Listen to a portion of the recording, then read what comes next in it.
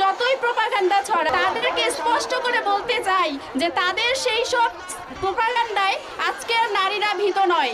আপনারা চোখ খুলে দেখুন যে আজকের সমাবেশে নারীদের উপস্থিতি কেমন, এবং তারা জামাতের কাছে তারা দাঁড়িপাল্লা প্রতীকেই নিজেদেরকে নিরাপদ ভাবছে কিনা।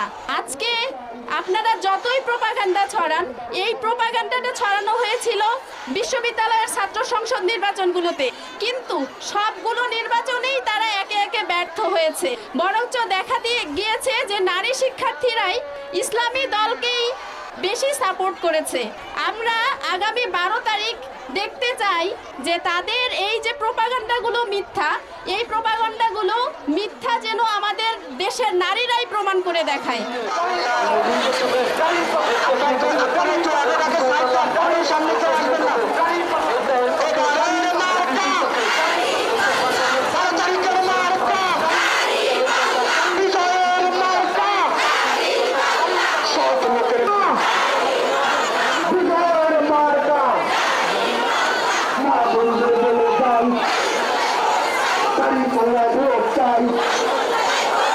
দোকানদারে বলে যাই